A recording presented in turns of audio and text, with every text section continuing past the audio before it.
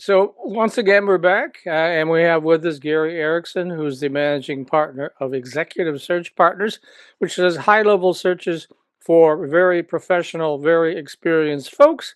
And so let's talk about the job market in Michigan right now. And I think I know what you're going to say, but say it anyway.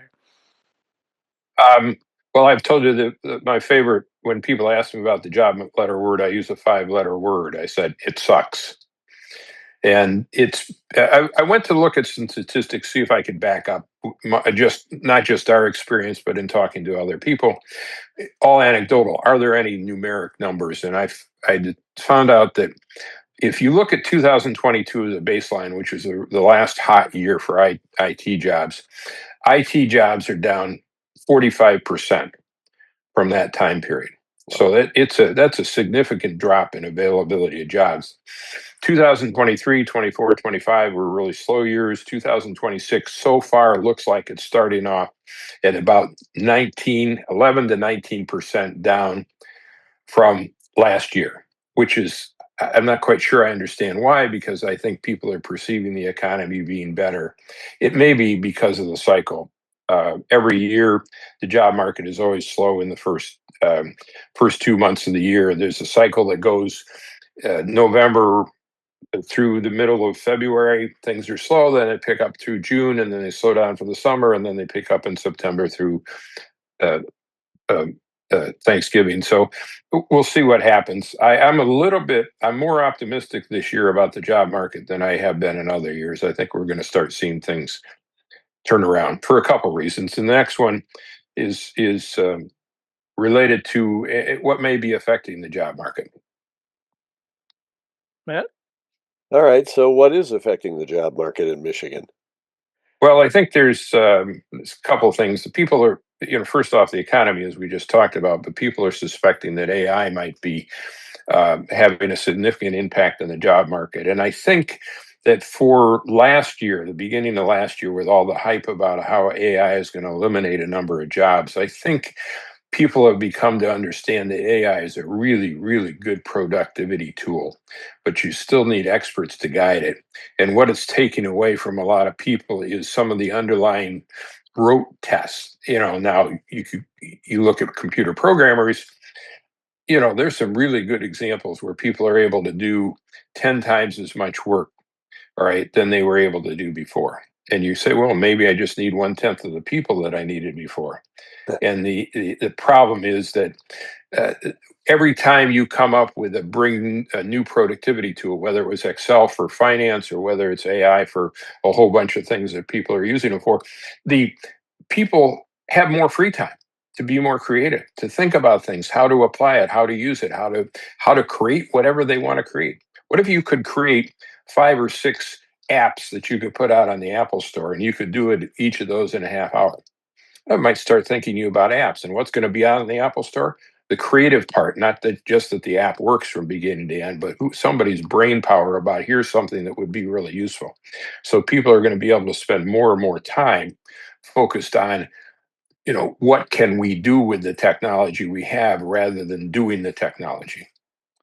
Well, certainly I have become a convert. I was reluctant at first, but it does research so much faster than I could do research. That being said, I still, I read everything. I'm real critical with it. We go back and forth. It's like I'm arguing with an editor. But the research is fantastic, and it does it so fast. And like you said, you can even develop code with the thing. It's just, it's kind of spooky, And I even asked my AI the other day about that question of, is AI going to take over the world? And it gave me a long-winded explanation about, no, I don't think so. Just it's all hype, but we'll see. So, Well, I've been from the beginning when people have been hyping AI as the sort of eliminator of jobs. I said it's going to change jobs, but I think it's going to create more jobs. I think it's going to allow us to do significantly more than we could before, and see significant advancements in a number of whatever that people are working on. It could be books or articles, it could be marketing campaigns, it could be products, it could be services, it could be fun games that you play. Could be how you do your job at work, where AI is helping automate a lot of the tasks that were, just boring. Geez, I got to go back to that crummy job again. right? As opposed to, gee, what can I do with all this stuff I got to help the company get better? Hmm. So that's been my perspective from the beginning, and I will throw that in out there and say I was right, at least so far. All right. So, what do you think computer professionals should be doing to sort of ride this wave and thrive in it? Well, I think that the one thing about computing is there's still a lot of technology driven jobs out there where people need to be really, really good in depth at the coding and the technology. You may have to shift to those kind of jobs. Maybe Amazon Web Services has a whole bunch of balancing automation programs to make sure that people have quick response. Maybe security. Those are probably a little slower to be addressed by AI. But for the most part, if you really like technology, learn how to apply it. Start thinking about, if I had the capability to do this, what would I do? Think about it for your job. Look around, talk to the other people in the organization. Tell me what your problems are. What makes your job suck? How can Hmm. I make it suck less? If I gave you the right kind of tools, and then start thinking about, is there a way for me to apply the technology? First off, here's the solution to that problem. Does that make any sense?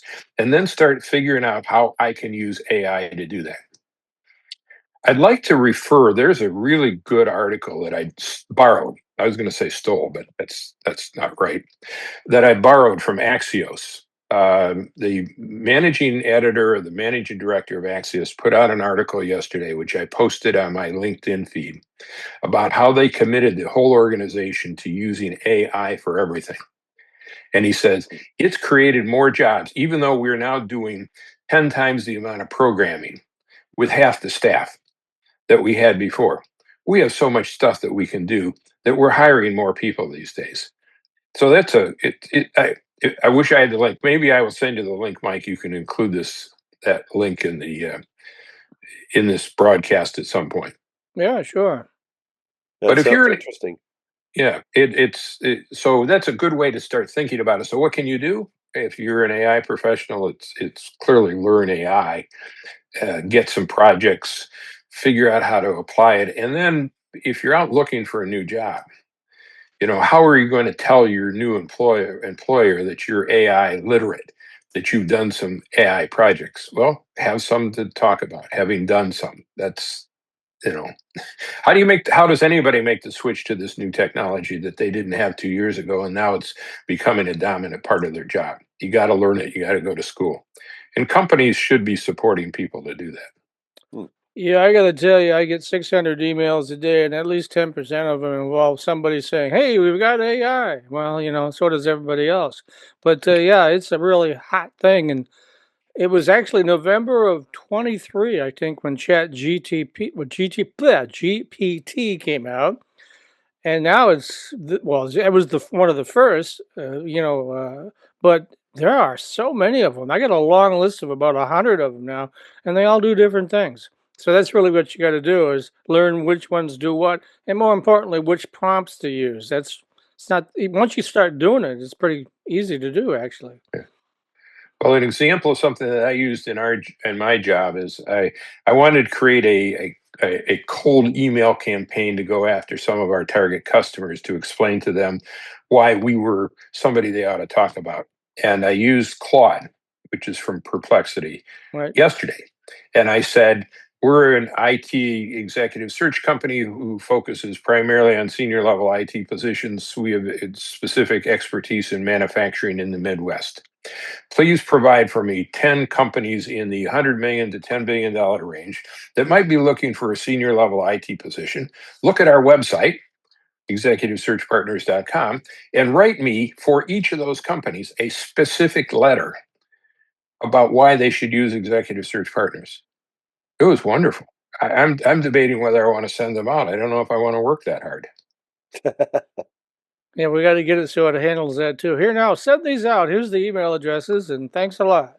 So Right. And then anything they come back, use my AI bot to respond to them, and then do the job search, and then let me just look it over at the very end. I think that'd be ideal. probably wouldn't be that hard to set up. So, Yeah. all right. Well, anything else you want to cover before we let you go? No, I'm okay right now. I think the topic is the job market is slow. That if you're looking for a new job, AI skills are the ones that are in the most demand.